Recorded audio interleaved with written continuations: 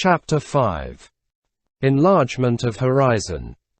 The shocks of youthful minds among themselves have this admirable property, that one can never foresee the spark, nor divine the lightning flash. What will dart out presently? No one knows. The burst of laughter starts from a tender feeling. At the moment of jest, the serious makes its entry. Impulses depend on the first chance word. The spirit of each is sovereign. Jest suffices to open the field to the unexpected. These are conversations with abrupt turns, in which the perspective changes suddenly. Chance is the stage manager of such conversations. A severe thought, starting oddly from a clash of words, suddenly traversed the conflict of quips in which Grantaire, Bahorel, Prouvaire, Bossuet, Combeferre, and Courfeyrac were confusedly fencing. How does a phrase crop up in a dialogue? Whence comes it that it suddenly impresses itself on the attention of those who hear it? We have just said that no one knows anything about it. In the midst of the uproar, Bossuet all at once terminated some apostrophe to Combeferre, with this date: June 18, 1815, Waterloo. At this name of Waterloo, Marius, who was leaning his elbows on a table, beside a glass of water, removed his wrist from beneath his chin, and began to gaze fixedly at the audience. "Pardieu!" exclaimed Courfeyrac. Parbleu was falling into disuse at this period. That number 18 is strange and strikes me. It is Bonaparte's fatal number. Place Louis in front and Brumaire behind, you have the whole destiny of the man, with this significant peculiarity, that the end treads close on the heels of the commencement. Enjolras, who had remained mute up to that point, broke the silence and addressed this remark to Combeferre. "You mean to say, the crime and the expiation." This word crime overpassed the measure of what Marius, who was already greatly agitated by the abrupt evocation of Waterloo, could accept. He rose, walked slowly to the map of France spread out on the wall, and at whose base an island was visible in a separate compartment, laid his finger on this compartment and said, "Corsica, a little island which has rendered France very great." This was like a breath of icy air. All ceased talking. They felt that something was on the point of occurring. Bahorel, replying to Bossuet, was just assuming an attitude of the torso to which he was addicted. He gave it up to listen. Enjolras, whose blue eye was not fixed on anyone, and who seemed to be gazing at space, replied, without glancing at Marius. "France needs no Corsica to be great. France is great because she is France. Quia nomina leo." Marius felt no desire to retreat. He turned towards Enjolras, and his voice burst forth with a vibration which came from a quiver of his very being. "God forbid that I should diminish France. But amalgamating Napoleon with her is not diminishing her. Come, let us argue the question. I am a newcomer among you, but I will confess that you amaze me. Where do we stand? Who are we? Who are you? Who am I? Let us come to an explanation about the emperor. I hear you say Buonaparte, accenting the you like the royalists. I warn you that my grandfather does better still. He says Buonaparte. I thought you were young men. Where, then, is your enthusiasm? And what are you doing with it? Whom do you admire, if you do not admire the emperor? And what more do you want? If you will have none of that great man, what great men would you like? He had everything. He was complete. He had in his brain the sum of human faculties. He made codes like Justinian. He dictated like Cæsar.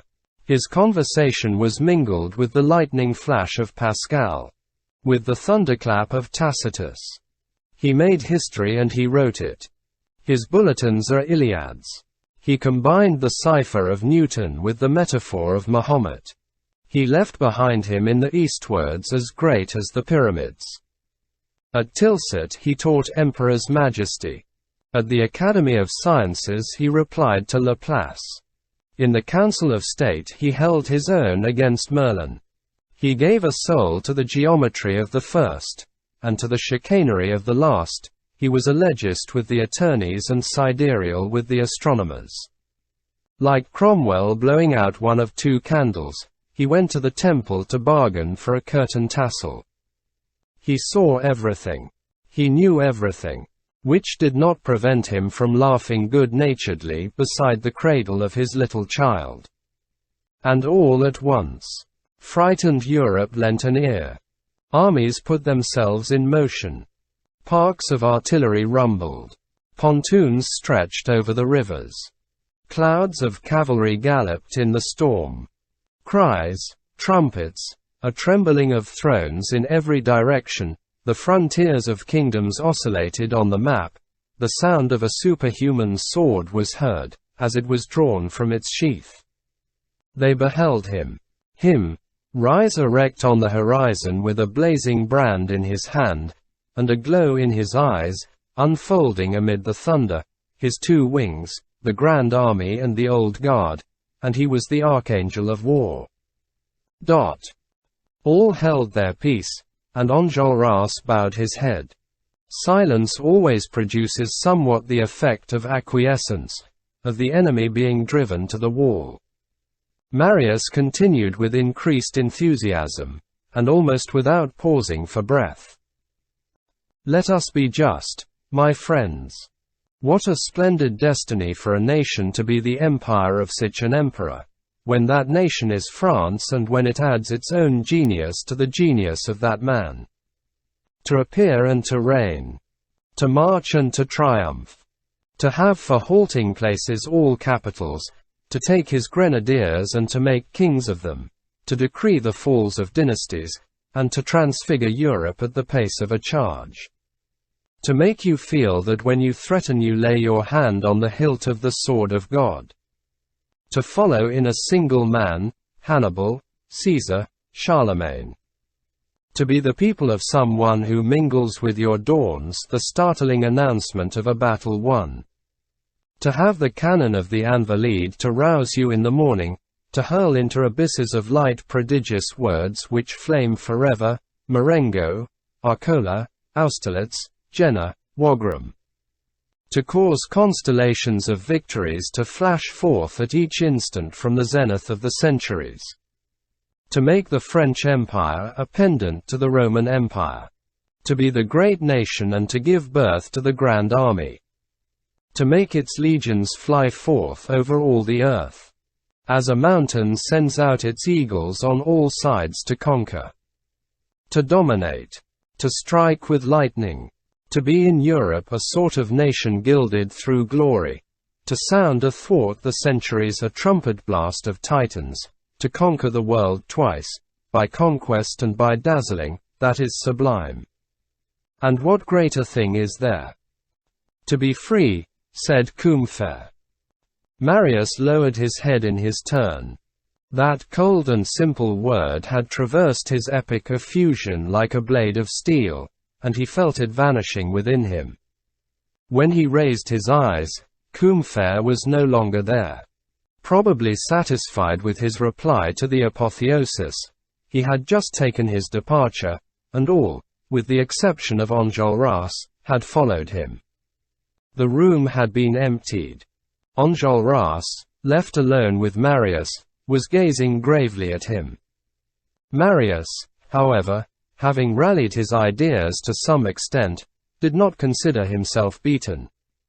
There lingered in him a trace of inward fermentation which was on the point, no doubt, of translating itself into syllogisms arrayed against Enjolras, when all of a sudden, they heard someone singing on the stairs as he went. It was Combeferre, and this is what he was singing. If Cæsar had given me glory and war, and I were obliged to quit my mother's love, would say to great Cæsar, take back thy sceptre and thy chariot. I prefer the love of my mother." The wild and tender accents with which Combeferre sang communicated to this couplet a sort of strange grandeur. Marius, thoughtfully, and with his eyes dipped on the ceiling, repeated almost mechanically, "My mother, comma dot." At that moment, he felt Enjolras' hand on his shoulder. "Citizen," said Enjolras to him, "my mother is the Republic." Chapter 6. Res Angusta. That evening left Marius profoundly shaken, and with a melancholy shadow in his soul. He felt what the earth may possibly feel, at the moment when it is torn open with the iron, in order that grain may be deposited within it. It feels only the wound. The quiver of the germ and the joy of the fruit only arrive later. Marius was gloomy. He had but just acquired a faith. Must he then reject it already? He affirmed to himself that he would not. He declared to himself that he would not doubt, and he began to doubt in spite of himself. To stand between two religions, from one of which you have not as yet emerged, and another into which you have not yet entered, is intolerable. And twilight is pleasing only to bat-like souls. Marius was clear-eyed, and he required the true light. The half-lights of doubt pained him. Whatever may have been his desire to remain where he was, he could not halt there. He was irresistibly constrained to continue, to advance, to examine, to think, to march further. Whither would this lead him? He feared, after having taken so many steps which had brought him nearer to his father, to now take a step which should estrange him from that father. His discomfort was augmented by all the reflections which occurred to him. An escarpment rose around him. He was in accord neither with his grandfather nor with his friends.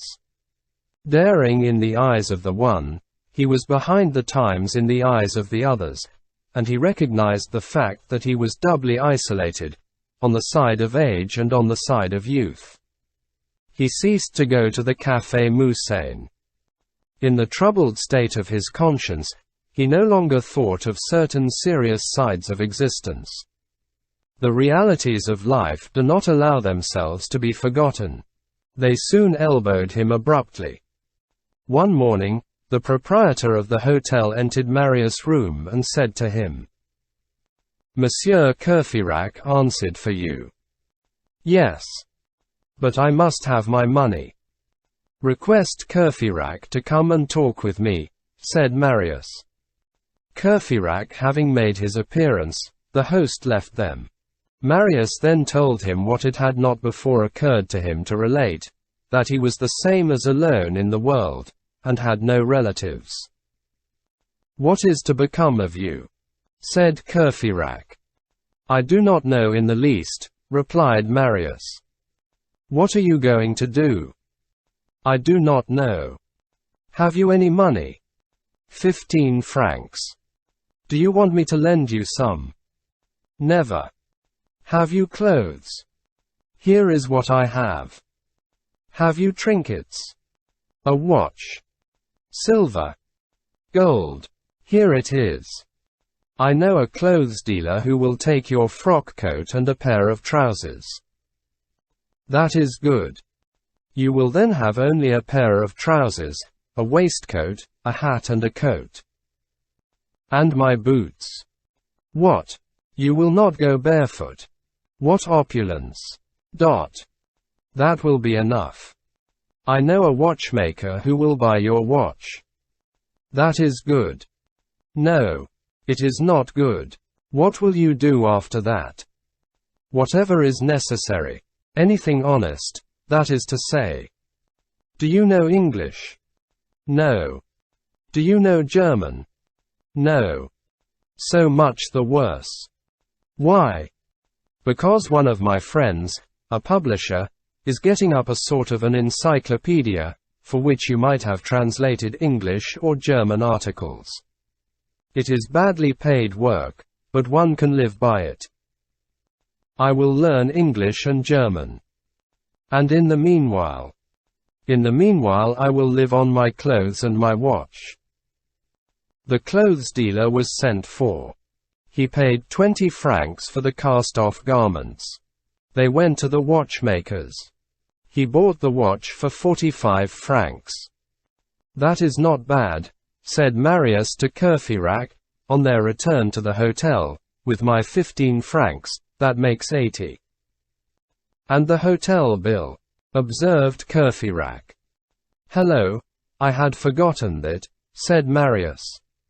The landlord presented his bill, which had to be paid on the spot. It amounted to 70 francs. "I have 10 francs left," said Marius. "The deuce," exclaimed Courfeyrac, "you will eat up 5 francs while you are learning English, and 5 while learning German. That will be swallowing a tongue very fast, or 100 sous very slowly." In the meantime Aunt Gillenormand, a rather good-hearted person at bottom in difficulties, had finally hunted up Marius' abode. One morning, on his return from the law school, Marius found a letter from his aunt, and the 60 pistoles, that is to say, 600 francs in gold, in a sealed box. Marius sent back the 30 louis to his aunt, with a respectful letter, in which he stated that he had sufficient means of subsistence and that he should be able thenceforth to supply all his needs. At that moment, he had 3 francs left. His aunt did not inform his grandfather of this refusal for fear of exasperating him. Besides, had he not said, "Let me never hear the name of that blood drinker again," Marius left the Hôtel de la Porte Saint-Jacques, as he did not wish to run in debt there.